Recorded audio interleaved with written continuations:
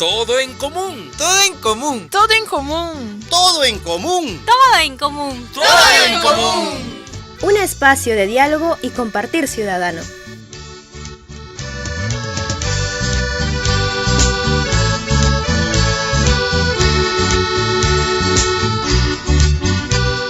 Estamos el día de hoy con la grata presencia de Mauro Rojas Sánchez. Él es abogado y viene en representación de la Asociación Capital Humano y Social Alternativo, una institución que viene trabajando ya desde el 2001, tengo entendido, y viene trabajando en este tema tan álgido, este tema tan delicado que es la trata de personas y que algunos señalan ya que es una expresión de esclavitud del siglo XXI. Mauro, bienvenido al programa Todo en Común. ¿Cómo estás? Buenos días. Mauro, tú eres abogado, en todo caso vamos a entrar al tema de las leyes para ver cuál es el marco normativo que puede, digamos, proteger al ciudadano, pero también aquellas rendijas por donde aquellos que están haciendo trata de personas se pueden escapar.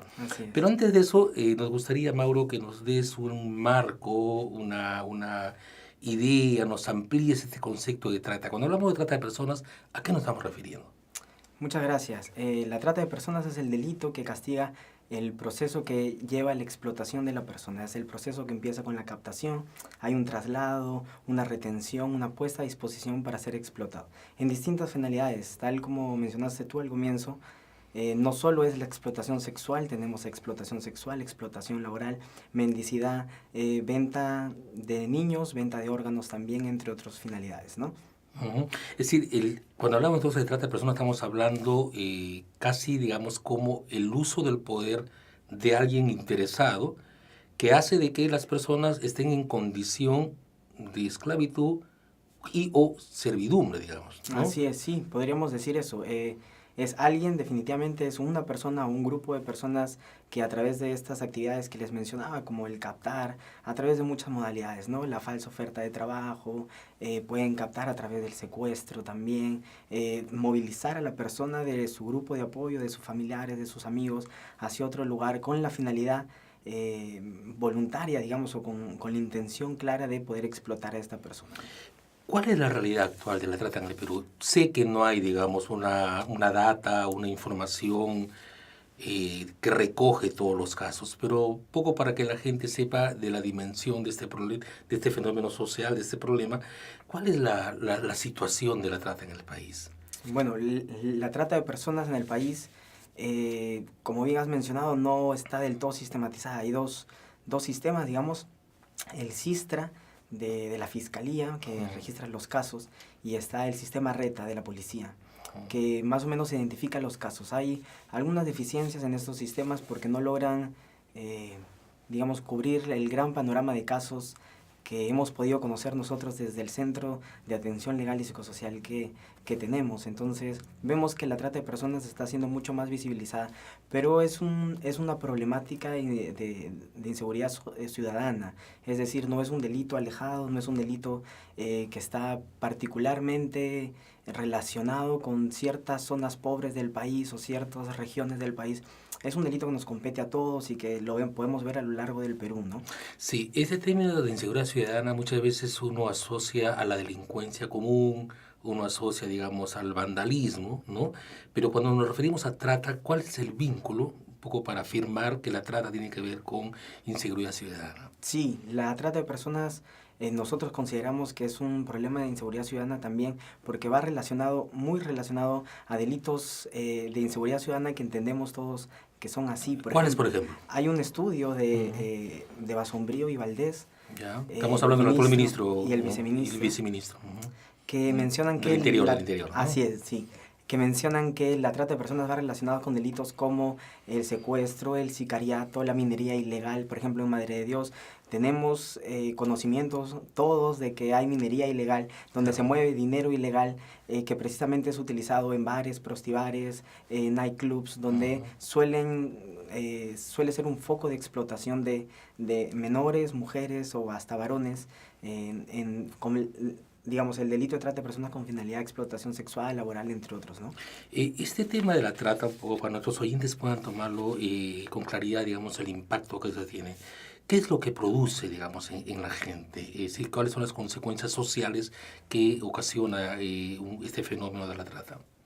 Definitivamente la persona que es víctima de trata de personas es una persona que ha sido explotada, es decir, ha sido mellada su dignidad, muy probablemente ha sido agredida física, verbal, sexualmente, ha sido sacada de su entorno, de su grupo de pertenencia, de su grupo de apoyo hacia otro lugar y suele generar ciertos síndromes, el síndrome de indefensión, el de Estocolmo también. La persona que es víctima de trata tiene unas características especiales porque no solo ha sido mellada en su integridad física, sino también en su integridad psicológica.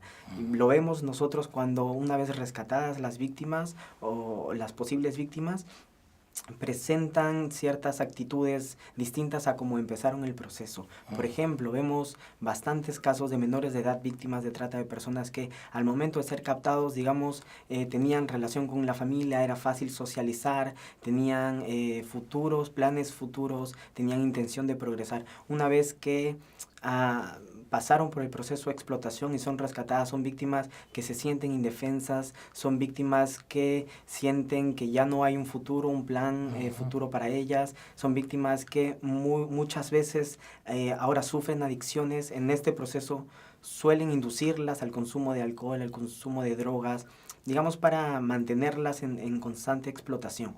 Entonces son personas que luego del proceso de explotación sufren trastornos psicológicos, enfermedades psicológicas, adicciones, algunas maltratos físicos, muchas de ellas, las que se han dedicado a explotación sexual, sufren enfermedades de transmisión sexual, los que han sido explotados por explotación laboral sufren, digamos, las marcas de la explotación en su cuerpo, ¿no? Algunas deformaciones, cansancio, estrés crónico y otros tipos de problemas a largo y mediano plazo. Claro, definitivamente está asociado, digamos, a un aniquilamiento de la persona, ¿no? Por las características que señalas, porque no solamente es a nivel psicológico y físico, sino lo más profundo creo que tiene que ver con el asunto de vulnerar, mellar su dignidad, ¿no? Es decir, esa capacidad de creer en su derecho, de creer en sí mismo para salir adelante, ¿no? ¿Quiénes son estas personas, digamos, en general, las más afectadas por el tema de trata? Por lo que señalas, son niños y también jóvenes, ¿eso es lo que entiendo? Sí, se entiende que el delito de trata de personas, cualquiera de nosotros puede ser víctima. Claro. Pero la población que está en mayor vulnerabilidad sí son los niños, las niñas, los adolescentes. Y en general las mujeres, cuando vemos las estadísticas, más del 60-70% de las víctimas en general son mujeres. Y de los que quedan, la mayor cantidad son niños, niñas y adolescentes, ¿no? ¿Y qué características tienen estas personas? Es decir, es un poco para ir aclarando, ¿no? Porque se puede asociar, digamos, que están directamente vinculados, por ejemplo, a gente en situación de pobreza.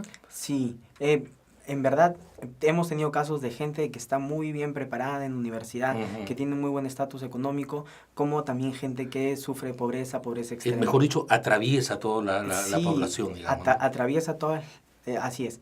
Pero igual entendemos que hay ciertos factores que, digamos, hacen más vulnerables a ciertas poblaciones, claro, como la pobreza. Lugares donde hay pobreza o pobreza extrema, son las personas que viven, digamos, en estos lugares son mucho más vulnerables. Claro. Por ejemplo, una de la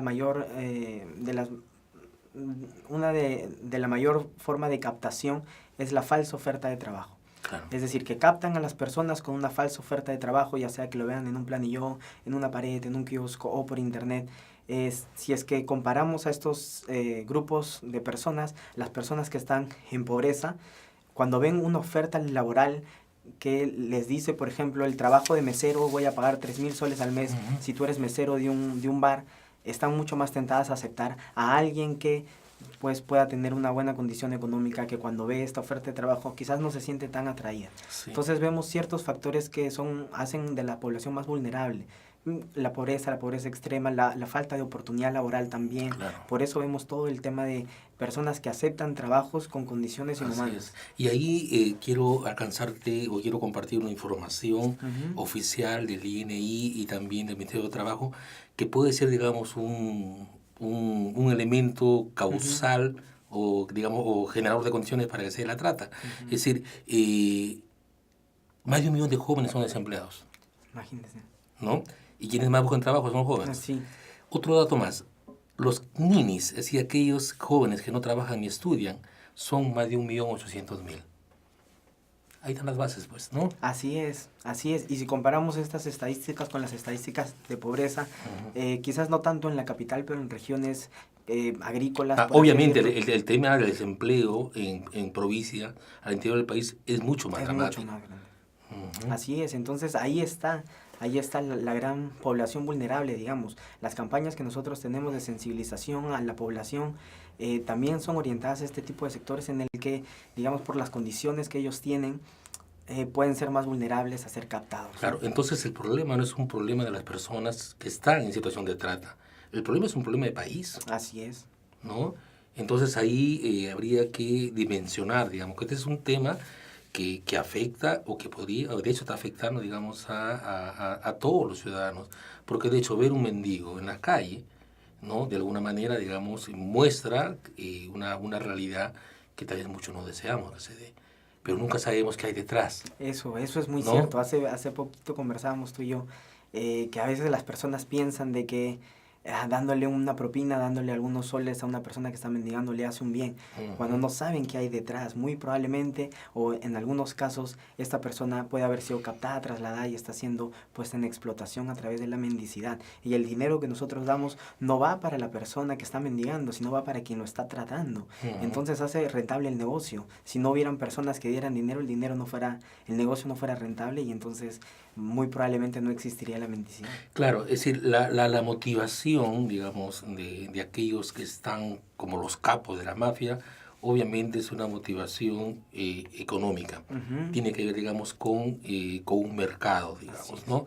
Ahora, sí, pues ahí habría que pensar, digamos, qué hacer para cortar este negocio que, tengo entendido, está planteado como uno de los negocios o segundos negocios más rentables, ¿no? Más allá de la venta de las armas, digamos, Del narcotráfico. del narcotráfico y el narcotráfico, que genera mucha movilidad, no solamente de personas, sino también de dinero. Así ¿no? es un delito bastante rentable porque, bueno, desde la perspectiva de la persona que está explotando a las demás personas es bastante rentable porque es una vida que no genera, digamos, costos, es una vida que digamos, no se gasta con el tiempo que puede ser puesta a explotación.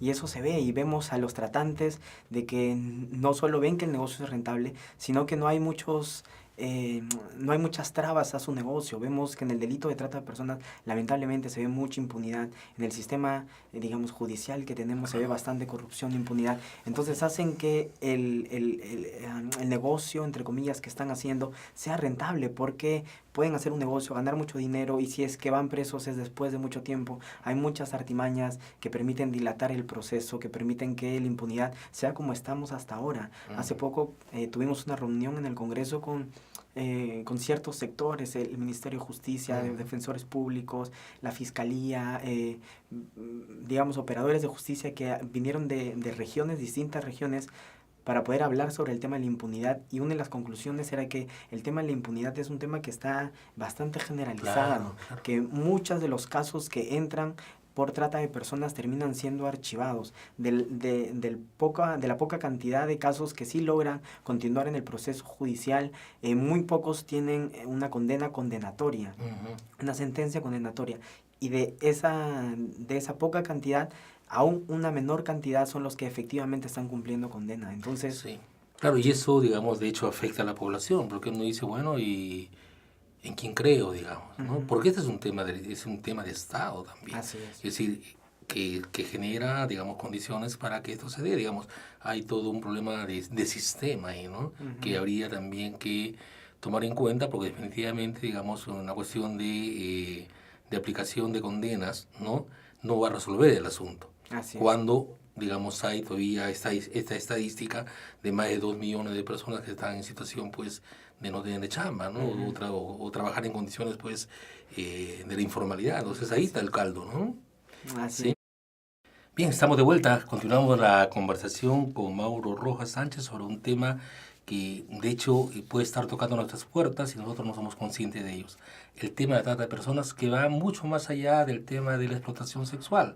Tiene que ver también con mendicidad, tiene que ver, digamos, con trabajo informal, tiene que ver, digamos, con venta de niños, venta de órganos. Así que es un tema que nos debería preocupar a cada uno, a cada una de nosotros y nosotras. Habíamos prometido conversar ya sobre el marco legal que podría ser, digamos, un instrumento, una referencia para que nosotros como ciudadanos estemos atentos no solamente para denunciar, sino también para prevenir algunas cosas. Mauro, dinos, por favor, compártenos este marco legal que puede, digamos, ser una cobertura para que los ciudadanos podamos actuar no solamente para prevenir, sino también para denunciar casos de trata de personas. Así es un delito que no es originado, digamos, en el Perú, no es un delito que solamente suceda en el Perú, es un delito que sucede globalmente. Esto lo vemos ya desde hace bastantes años en ciertos instrumentos internacionales, ¿verdad? El pacto, por ejemplo, de derechos civiles y políticos habla de la no explotación. Tenemos otros instrumentos internacionales, pero el que habla específicamente de la trata de personas es el conocido Protocolo de Palermo. Este instrumento internacional, digamos, sienta las bases de lo que luego sería la regulación peruana sobre la trata de personas, y no solo la peruana, sino también de otros estados que se comprometen a través de la definición de trata de personas que da este protocolo a ir regulando de manera interna cada uno de los estados una ley o algún instrumento legal que pudiera sancionar la trata de personas. En el Perú la trata de personas llega en el artículo 182, que luego es derogado, y por la ley 28950 se encuentra ahora dentro de la tipificación penal del Código Penal en el artículo 153 y 153A. Que es donde se encuentra actualmente. Ha tenido una pequeña modificatoria después, pero básicamente habla que la trata de personas es el delito, sanciona a aquel que capta, traslada, transporta, digamos, retiene, con distintos medios, puede ser la violencia, la privación de la libertad, la agresión, entre otros, con ciertas finalidades como lo son la explotación sexual, explotación laboral, la mendicidad, trabajos o servicios forzosos, la venta de niños, la venta de órganos y otros análogos, ¿no? Las penas, en la pena básica, digamos, del delito, es de 8 a 15 años, si es que cumple con los indicadores que les he mencionado, si es que tiene ciertos agravantes, que esto se regula en el artículo 153A del Código Penal. La pena va de 12 a 20 si es que la víctima tiene de 14 a 10, bueno, antes de 18 años, si es que hay pluralidad de víctimas, si es que el agente que es tratante se aprovecha de, digamos, su posición por encima de la víctima, digamos, algún director de algún colegio, algún familiar, se aprovecha de la posición por encima de la víctima, la pena es de 12 a 20. Si es que hay un agravante más, si es que la víctima tiene menos de 14 años, si es que muere la víctima o si es que se expone a la víctima a un inminente peligro, la pena es no menor de 25 años. Sí, pero igual, digamos, sácame tú de la duda, pero hay como un ambiente de impunidad, ¿no? Así es, sí.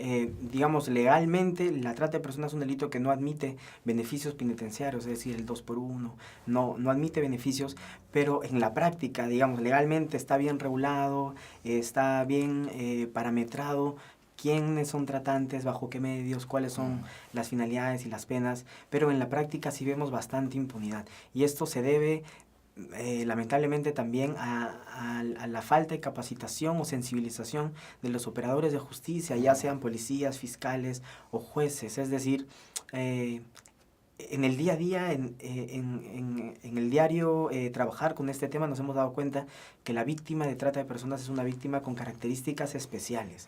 Muchas de los policías con los que trabajamos, cuando ellos hacen operativos, nos dicen que encuentran a las víctimas en un estado evidente de que están siendo explotadas, y les preguntan a las víctimas: ¿tú eres víctima de trata de personas? Y ella dice: no, yo soy impulsadora de este local.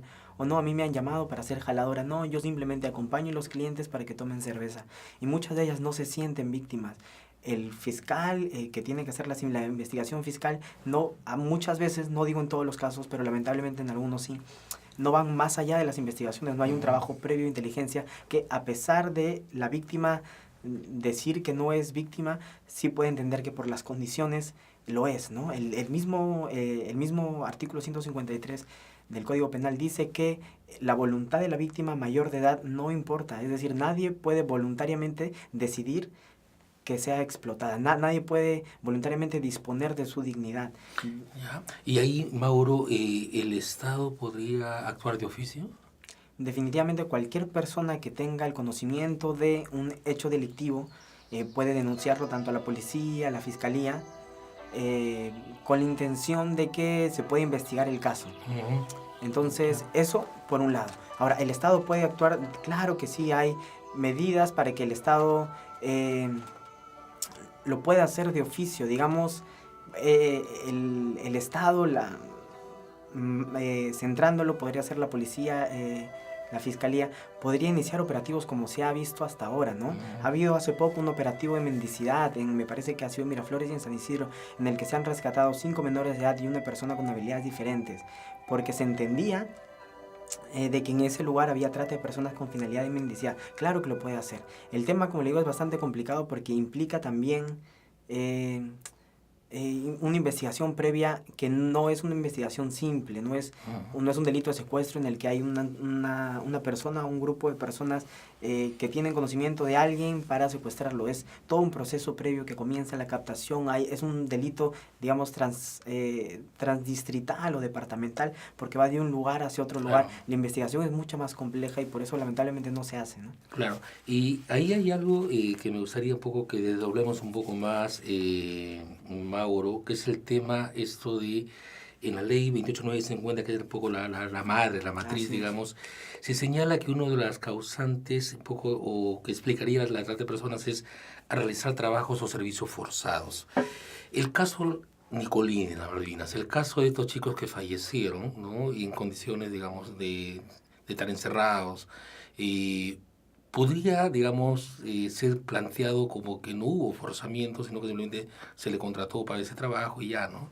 ¿Es así como se debe entender eso? Sí, para entender quizás el término de trabajo forzado, trabajo forzoso, la OIT, me parece que es en el convenio 189, regula bastante bien qué es el trabajo forzado y dice que tiene que haber 3 aspectos fundamentales. El primero es que debe haber un trabajo efectivo, no una promesa de trabajo. Es decir, trabajo forzado es cuando alguien está trabajando efectivamente. No puede ser trabajo forzado alguien que no esté trabajando, ¿no? Yeah. Trabajo forzado es cuando alguien que efectivamente está trabajando está de manera involuntaria, ya sea que haya llegado de manera involuntaria o que no pueda salir voluntariamente del trabajo. Es decir, que haya llegado de manera voluntaria y que esté bajo coacción. Esos son los tres factores que caracterizan el trabajo forzado. Sí, y eso es preocupante, ¿no? Porque en el mundo de la informalidad, en jóvenes, en el país es totalmente alto, ¿no? Es decir, el empleo informal acá en el Perú alcanza el 78%. Estamos hablando, digamos, de un grueso de la producción que nos señala que no solamente las condiciones están dadas, sino que esta realidad de trata, digamos, se está efectuando en la práctica, en el día a día, ¿no? Porque cuando alguien trabaja en la informalidad significa pues que no tiene las condiciones, ¿no? Entonces, otra vez, ¿qué hacer ahí en esas condiciones, Mauro? Sí, es bastante complejo porque es una realidad nacional. Claro. La informalidad es algo que está relacionado a bastantes delitos precisamente porque no hay una protección. Al ser informal, hay que distinguir la informalidad de la ilegalidad. La ilegalidad es algo que es algo ilícito, es algo que no es aceptado por el Estado, mientras la informalidad no cumple con los requisitos de formalidad, es decir, se trabaja bajo la ley, digamos, pero no en contra de la ley, para hacer una distinción. Entonces, la informalidad es una realidad en el Perú, todos nosotros, es más, visto de manera económica, hay un estudio bastante bueno, y ahora no recuerdo el autor, pero que habla de que todos nosotros estamos inmersos en una economía informal, porque así sea que tú consumas en establecimientos formales, muchos de estos establecimientos formales trabajan, lamentablemente, con proveedores informales, es decir, digamos, la persona que que lo hace de manera informal, está muy relacionado a estas empresas y nosotros terminamos consumiendo. La informalidad es una realidad y en el tema de trabajo informal también es una realidad, lamentablemente, ¿no? No se ve que hay un marco adecuado, un marco básico de derechos como un descanso semanal de 24 horas continuas, digamos vacaciones, seguro de acuerdo a la actividad que se hace y a la hora que se trabaja, o un seguro de salud. Estas condiciones no se ven lamentablemente en el país, un sueldo mínimo tampoco. Entonces, todo esto gatilla que luego se siga maltratando a las personas. Igual, me gustaría hacer una diferencia entre trabajo forzoso, que es lo que definía, y explotación con finalidad de trabajo forzoso. O, digamos, trata de personas con en trabajo forzoso. El trabajo forzoso es lo que mencionaba, toda persona que está en esas características, que trabaja de manera involuntaria o coaccionado, es víctima de un trabajo forzoso. Pero la trata de personas, para que sea trata de personas, necesita de este proceso previo. Es decir, que la víctima haya sido captada, trasladada, retenida y ahora puesta en explotación a través del trabajo forzoso. Si es que una víctima está de manera involuntaria en un lugar, está coaccionada, no puede salir, está trabajando efectivamente, es trabajo forzoso.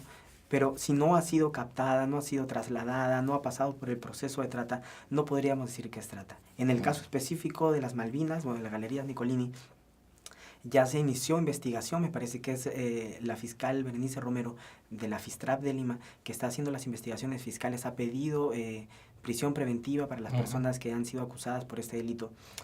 También se está encargando en defensa pública el doctor Ishimesa del Ministerio de Justicia, y ellos consideran de que hay indicios para que se puedan ver que es trata de personas, porque estas personas posiblemente hayan sido captadas. Me parece que estuve leyendo que no solo fueron estas dos, fueron 5 personas, un sistema, y además son muchas más, ¿no? Es un sistema establecido de captación de personas, ¿no? Definitivamente, ¿no?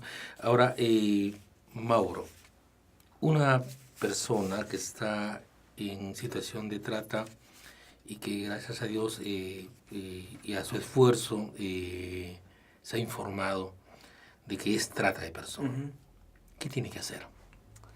Bien, la persona que es víctima de trata de personas pocas veces puede hacer algo, porque ya se encuentra, digamos, dentro de esta organización que la presiona. Si es que entonces podemos ver por un lado que la víctima sí puede hacer, ahora les digo qué, pero también está muy relacionado al tema de prevención. Las personas que tienen contacto con esta población vulnerable, es decir, profesores, directores de colegio, vecinos que sepan que alrededor hay niños que como hemos conversado, están en pobreza extrema, que tienen familias disfuncionales, que tienen todo un contexto que les permita ser más vulnerables, deben estar atentos. Entonces, ¿qué es lo primero que se tiene que hacer? Es si es que tú ya eres víctima de trata de personas, denunciar. Muchas veces te coaccionan y te dicen, no puedes denunciar porque vamos a hacerle daño a tu familia, vamos a hacerte daño a ti. Eso, si bien es cierto, evita que estas personas pongan esta denuncia, pero estas personas tienen que entender que esta situación de explotación no va a parar. Por las estadísticas de la experiencia que tenemos, una persona que es explotada un día es explotada 1 año, 2 años, 10 años, es explotada hasta que ya no pueda ser explotada. Entonces, hasta que es totalmente utilizada. Digamos. Así es, si es que esta persona no denuncia a tiempo, la situación se va a agravar. Tiene que denunciar. ¿A quién tiene que denunciar? A la policía, a la fiscalía. Nosotros tenemos también un centro de atención legal y psicosocial. Podrían denunciar a nosotros llamando gratuitamente y de manera anónima al 1818 opción 1, el Ministerio del Interior. También pueden denunciar que es trata de personas. Ahora, para las personas que tienen conocimiento de un caso similar, felizmente hemos visto que a lo largo de los años denuncias de vecinos se han ido incrementando.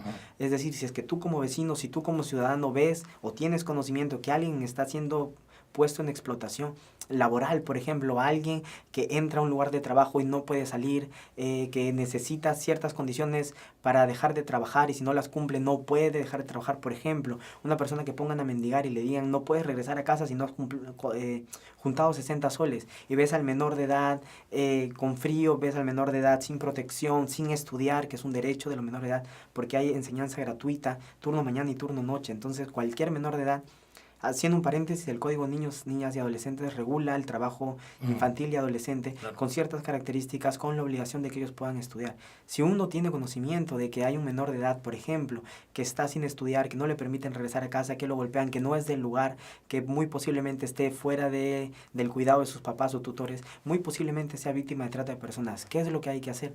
Del mismo modo, denunciar a la policía, a la fiscalía, con nosotros también, o al 1818-1, ¿no? Sí. Y tú como padre, solo para aclarar, una de las modalidades de explotación o de captación es el padrinazgo. Hay muchos padres, generalmente en regiones del país, que dan a sus hijos encargado a padrinos, a compadres, con la intención de que tengan una mejor calidad de vida que la que ellos tienen. Y es histórico en el país. Sí, eso es muy común, Sí. y es gente que es traída aquí a Lima. Los padres, porque no cuentan con recursos económicos, es que mandan a los hijos. Es decir, ellos no van a contar con recursos económicos para poder ir a verificar en qué condiciones está su menor. A veces les impiden el llamar, o una vez que llaman a sus hijos, a los hijos los coaccionan para que no digan que están siendo maltratados. Entonces, hay que estar bien atentos, ¿no? Claro que sí.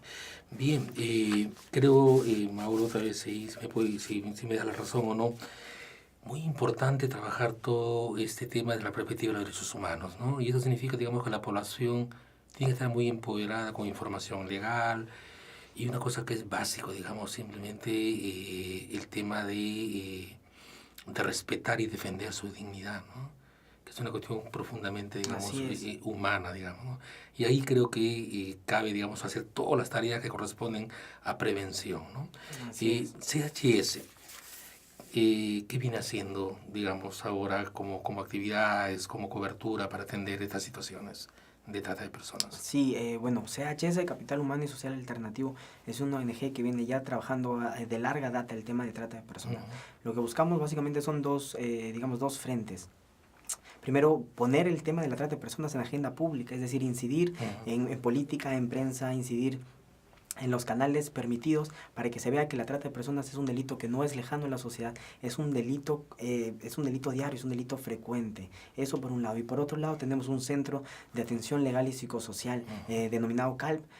Al final te dejaría los números para que los puedas compartir. Sí, claro. En el que cualquier persona que tenga noticia o se considere víctima de trata de personas puede acudir al centro legal, al CALP, el Centro de Atención Legal y Psicosocial. Ahí le vamos a brindar la contención emocional, vamos a hacerle una orientación y derivación adecuada en el tema legal, es decir, conectarlo con defensa pública, ver que el proceso se esté llevando de manera adecuada, informar quizás a los magistrados, a los operadores de justicia en caso no tengan conocimiento del tema de trata de personas, brindarle apoyo, capacitación para que el proceso vaya como siempre debió ir, que lamentablemente no es así. Y por el tema psicosocial atendemos a algunas necesidades en la medida de lo posible, o también derivamos a otras instituciones que puedan atenderlo de mejor modo. Bien, Mauro, agradecerte por tu participación, tus aportes. No sé si deseas decir algo más, digamos, en línea, digamos, que la gente esté atento, digamos, aquí. Las expresiones de trata no es solamente, creo que hay que ser contundentes ahí, no tiene que ver solamente con explotación sexual, ¿no? Así es. Sí, tal vez tenga que ver con cosas muy cercanas a nosotros y que no nos damos cuenta, ¿no? Así es, víctima de trata puede ser cualquiera de nosotros, y precisamente con esta premisa lo que quiero mencionar es que es tarea de todos nosotros informarnos, informar a otras personas, denunciar en el caso en el que veamos sospechoso algún caso o un posible caso de víctima de trata de personas. Es tarea de todos nosotros, del Estado, principalmente por el tema de impunidad, de corrupción, por el tema de mejorar los servicios de justicia, de acceso a la justicia, el tema de la población también, para estar prevenidos. Si tú tienes la posibilidad de informar a alguien cómo es una buena manera de buscar un trabajo, es decir, que pueda buscar la información del empleador, que pueda ir a internet a averiguar a qué se dedica, si es que está activa o no está activa, ir a buscar las locaciones, ver cuál es la actividad. Todas estas maneras, aunque suenen, digamos, insignificantes, aunque pueda ser un pequeño aporte, podrían prevenir de un gran daño como la trata de personas. Bien, gracias, Mauro, por tu participación. A ti, gracias.